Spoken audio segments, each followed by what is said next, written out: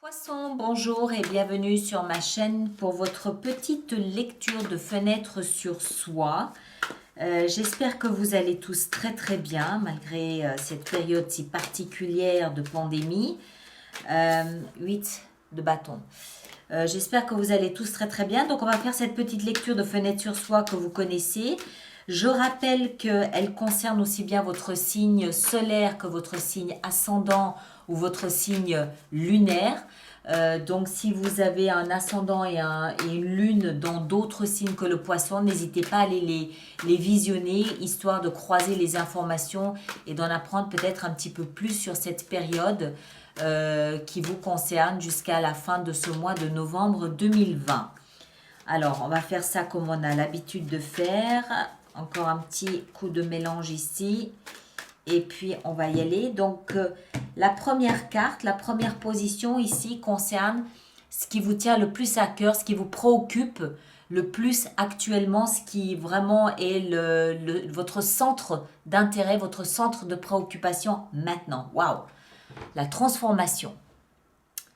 La transformation, la métamorphose. Alors, la métamorphose, c'est la carte de la mort. D'accord?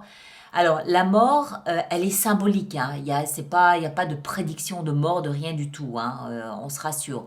La mort, ici, elle a un aspect symbolique.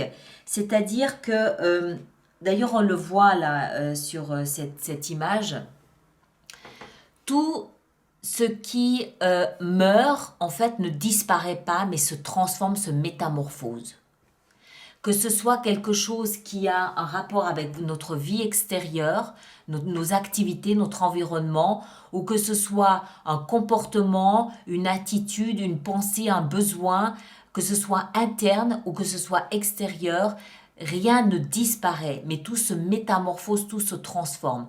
Pour que ça puisse se transformer, il faut que ça puisse s'éteindre. Et après, il y a un processus de métamorphose qui permet en fait de redonner une nouvelle vie ou un nouvel aspect à la chose en question. Alors, bien évidemment, ici, ça peut concerner tous les domaines de votre vie. Ça peut être professionnel, sentimental, ça peut être très personnel aussi. Ça peut être intime, quelque chose d'intime, de personnel, un rêve, quelque chose qui prend fin, hein, se termine pour pouvoir se métamorphoser. Alors, on va essayer d'en apprendre un petit peu plus. Votre passé, ce qui vous a propulsé là, c'est le chevalier d'épée. Le chevalier d'épée, ici, il nous parle peut-être de communication, de quelque chose d'extrêmement rapide et de peut-être une communication aussi, une nouvelle, une information qui vous est parvenue, qui vous a peut-être pas forcément fait plaisir non plus parce qu'il y a une forme de brutalité dans ce chevalier d'épée. Regardez-le, c'est pas forcément quelqu'un... on le sent brutal dans son mode de communication, d'accord? Donc il y a pu y avoir une communication peut-être un peu bousculante, un peu perturbante, que vous soyez à l'origine de cette communication ou que vous l'ayez entendue, mais ça génère quelque chose. Alors ça peut être une fin brutale, une communication qui met une fin brutale à quelque chose, un contrat de travail, une relation, une amitié, un bail, je ne sais pas, n'importe quoi. Ou alors ça peut vraiment être interne, quelqu'un qui vous dit quelque chose qui vous blesse et du coup ça engendre une métamorphose intérieure. La position suivante, c'est ce que vous avez à votre esprit, vous avez de l'amour. Vous êtes tout en amour, vous débordez d'amour, vous voulez partager cet amour, il y en a tellement en vous que vous êtes prêt à le partager avec d'autres personnes. Ça peut être de l'amour, ça peut être du pardon, ça peut être de l'affection, de la tendresse. Moi, j'y vois surtout de l'amour, l'intention de vous adonner à l'amour, peut-être un nouvel amour ici.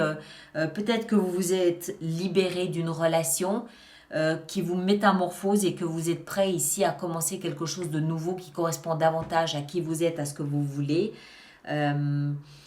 On va continuer, on va faire une petite synthèse à la fin. Hein. Ce qui vous porte ici, c'est un nouveau départ, communication, quelque chose de nouveau, mais quelque chose de fun, quelque chose d'amusant, quelque chose de drôle, quelque chose qui vous donne envie de rire, qui vous donne envie de croquer la vie, qui vous donne envie de laisser libre cours à une forme de passion, de laisser libre cours à une forme c'est l'enfant intérieur qui s'exprime et qui veut rire et s'amuser de ces petits moments.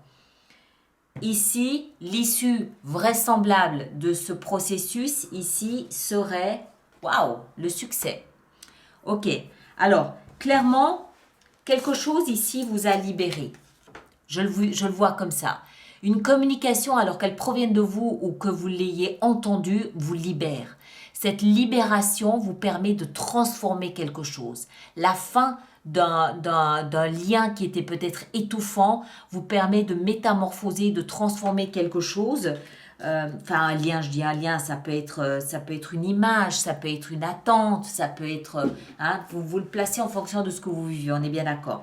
Mais au cœur de votre lecture, il y a cette transformation qui vous permet d'envisager l'amour complètement différemment, d'avoir un nouveau regard sur l'amour, de vous permettre un amour différent. Ça déborde, ça dégouline. Vous avez envie de donner de l'amour. Ce qui vous porte, encore une fois, on l'a vu, c'est votre joie de vivre, votre envie de croquer la vie à pleines dents, l'envie de laisser ce volcan intérieur déborder, cet amour, cette passion, mais de vous amuser dans cet amour. Il ne faut pas que ce soit un amour subi non plus. Il y a une volonté ici de s'amuser là-dedans. Et l'issue vraisemblable, c'est le succès, c'est le triomphe, c'est un moment de reconnaissance. C'est waouh. C'est un moment waouh. D'accord? Où vous êtes vu, vous êtes admiré, vous êtes mis sur un piédestal. Il y a quelque chose de très joli ici. Mais la carte la plus importante, c'est celle du centre. La transformation. C'est parce que vous vous métamorphosez que vous pourrez connaître cette nouveauté ici. Mais c'est aussi une forme ici de libération, de coupure de quelque chose ou de communication qui permet cette métamorphose au cœur là. D'accord? Alors, on va voir si la vie, l'univers, vos guides, vos anges, ce que vous voulez, vous lui donnez le nom que vous voulez, ça m'est égal. Si vous aviez un conseil à recevoir, quel serait ce conseil, amis poissons? Quel serait ce conseil pour vous? Alors, on va prendre celle-ci. D'écouter votre intuition.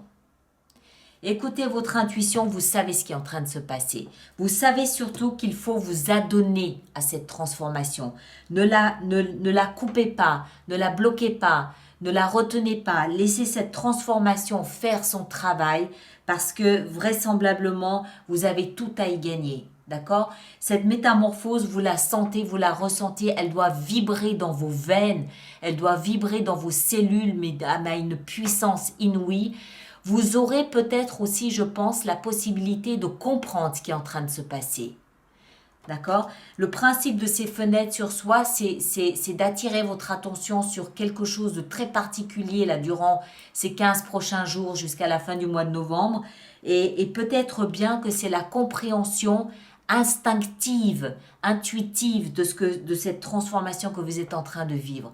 Prenez-en conscience, favorisez cette métamorphose, accompagnez-la parce qu'elle a tout à vous donner, elle a tout pour vous aider à réussir dans l'image que vous avez de l'amour.